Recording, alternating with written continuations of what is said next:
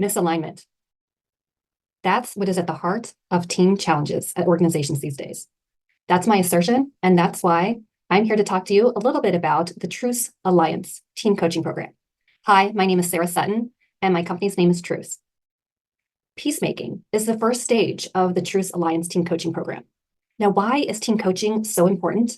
Because it's a system thing. Yes, executive coaching one-on-one is important for leaders, and yet it needs to not just trickle down, but to really look at it from an organizational whole. Now, the peacemaking stage one is really about relationship intelligence. RQ is the new EQ. And in a moment, I'm going to walk through the assessment that undergirds this. It's not absolutely required, and yet it can be foundational for really pivoting relationships at work.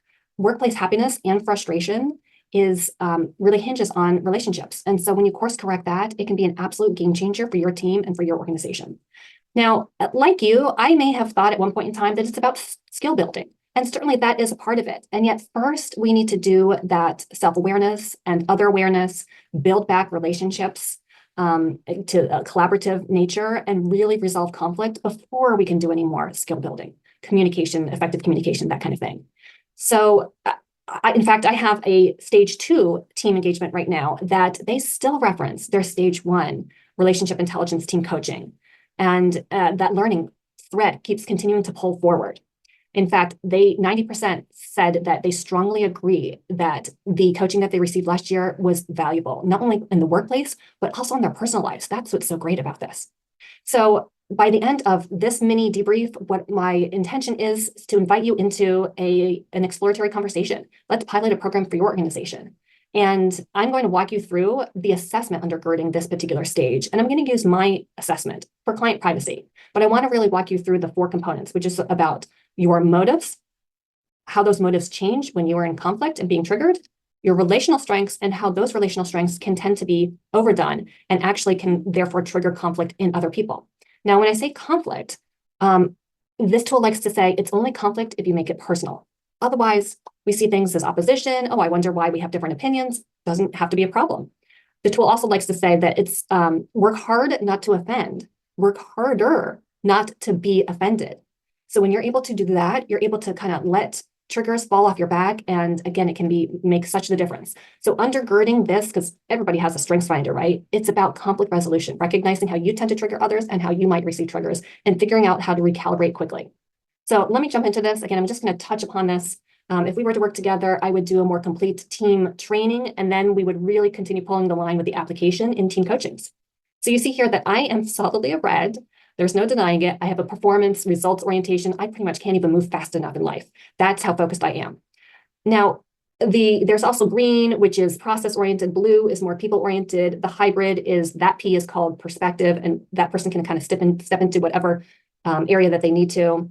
I'm not going to spend too much time on those colors because, this is kind of typical of any assessment, but that's where we take off. So you'll see the arrow goes to, in my case, green. What that means is that when I am triggered, that is my first indication that, hey, there's something I need to take a look at. Ding, ding, ding. When I notice that my processing, I'm sitting back, I'm analyzing as opposed to bullying forward in life, that self-awareness helps me to figure out, okay, let me get curious. If I want somebody to read me with good intentions, I therefore have to give good intentions to other people.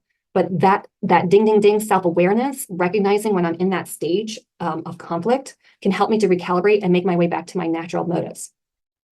Next, let's look at the third area of this tool, which is about your relational strengths. This is a snapshot of 28 relational strengths, which is in its own right different than other strengths finders. At the top, self-confident, persevering, persuasive, those serve me quite well, particularly the self-confident in myself, as well as holding confidence with my clients, my coaching clients. What I also like to have clients who look through this tool together is the mid-tier strengths. Now, top strengths, you bring those without even thinking twice about them. But mid-tier strengths, you have access to them, and they might actually work better for you in certain cases. So when you leverage them as if they are different habits, that's when you can start, they say that communicate to your audience. And so you'll probably get a different response, particularly for those that you've struggled to relate to before. Lastly, the last piece is your strengths can become overdone if you bring them too intensely or too frequently with too much duration with certain people. So that's where I can tend towards my confidence becomes arrogance, My perseverance can become stubborn, my principled nature becomes unbending, and persuasiveness becomes abrasive. Who wants that? I certainly don't mean to do that. And that's where, if I want somebody to give me the benefit of the doubt, I need to do the same. It also helps me to rein it in, to check in with others, that kind of thing. The last thing I want to call your attention to is at the bottom of my overdone strengths, the reckless and the aggressive. Now, reckless is actually an overdone risk-taking strength, and aggressive is an overdone competitive relational strength. But because it's at the very bottom of, for me, I am least likely to overdo it, which means it is most likely to be a trigger for me. Didn't recognize this until it played out. No wonder I tend to get nervous when my husband's driving and he's doing what I feel like is actually some reckless, beyond risk-taking moves. That has been such a shift in our marriage to even recognize that as a trigger and for us to talk through it. So again, you get results not only at work, but also in your personal life too. But it requires this nuanced awareness to make all the difference. I had said a moment ago that workplace happiness is relationships undergird workplace happiness. The analogy I like to give is, long friendships or long-term relationships, marriages, family relationships, that kind of thing. You know each other in and out. You also know how you trigger each other. And yet, even then, you tend to have some spots that really need to come to light. So this tool enables you to do this actually brilliantly at work. Let's see, I think that's most of what I wanted to share with you today. And again, if this speaks to you, I would just invite you to reach out. Let's schedule an exploratory call and consider piloting something for your organization.